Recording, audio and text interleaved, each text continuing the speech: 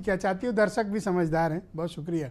Second round में फिर आप कोशिश करेंगे कि शायद कुछ शर्ट का कुछ हिस्सा आपके फटे।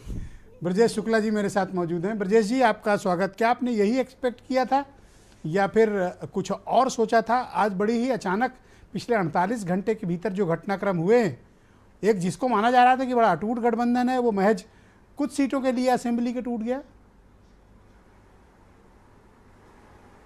ब्रजेश जी, केवल मध्य प्रदेश एक छोटा सा कारण है और ये इतना बड़ा कारण नहीं है जिसको हम ये बता सकें इसी के कारण टूटा है। यदि आप पूरे माहौल को देखें और पूरे आप घटनाक्रम को देखें तो आपको लगेगा कि ये काफ़ी दिनों चल रहा था। पहला मुद्दा ये कि जब से कांग्रेस के नए अध्यक्ष आए हैं वो लगातार ऐसा लग रहा है बीजेपी के बजाय वो सीधे सीधे समाजवादी पर अटैक कर रहे हैं। दूसरा, आप देखिए कि कांग्रेस को लगता है कि पता नहीं कितनी कम सीटें देंगे कि नहीं देंगे, कितना ये नहीं देना चाहते ज़्यादा सीटें। तो आप ये बयान आपने सुना होगा काफ़ी कांग्रेसियों का कि साहब मेरा बसपा से भी रास्ता खुला हुआ है, बसपा से भी गठबंधन हो सकता है, बसपा भी चाहती है कि गठबंधन करना, तो उनसे भी गठबंधन हो सकता है। तीसरी बात, एक ऐसी सूची बन रही है जैसे आप सहारनपुर लीजिए, सहारनपुर में इमरान मसूद को ले आए, इसी तरह तमाम नेताओं को कांग्रेस टटोल रही थी कि जो मजबूत प्रत्याशी हैं तो उनको ला करके चुनाव लड़वाया जाए और बाकायदे वो समाजवादी पार्टी उनके लिए अच्छे दर्जे सीटें दे। और इस बात आपके कहने का राजनीतिक तात्पर्य है कि कांग्रेस और बीएसपी उत्तर प्रदेश में एक तीसरे अलायंस का निर्माण कर सकती है। नहीं, ये समाजवादी पार्टी पर दबाव बनाने के लिए सब हो रहा था कि साहब आप ही अकेले नहीं हैं, मेरे लिए तो वो रास्ता भी खुला है। कारण कि मैं जब लोगों से बात करता था तो वो कहते थे साहब ये सीट वीट न देंगे, कितनी दे देंगे, कितना देना चाहते थे। उन्हें लगता था कि शायद अखिलेश यादव बहुत कम सीटों में निपटाना चाहते हैं। तो ये सब चीजें और जो ये आक्रामकता थी अजय राय की, ये इतनी ज्यादा थी कि उन्हें लगता था कि दबाव डाल करके समाजवादी पार्टी के उसको दबाया जा सकता है। एक बात और मैं बताऊंगा आपको, दूसरी तरफ समाजवादी पार्टी 2017 में उसने कांग्रेस को सीटें 100 दी थी, 2019 के लोकसभा चुनाव में 40 सीटें बसपा को दी थी।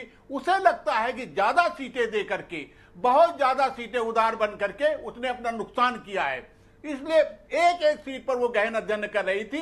ये तमाम कारण मिलकर के ये आज की घटना का ये जो आपको दिख रहा है, ये कई कारण मिलकर। ब्रजेश जी, मुझे एक बात बताइए, आप तो बड़े राजनीतिक पत्रकार हैं, आपने बहुत राजनीति देखी है।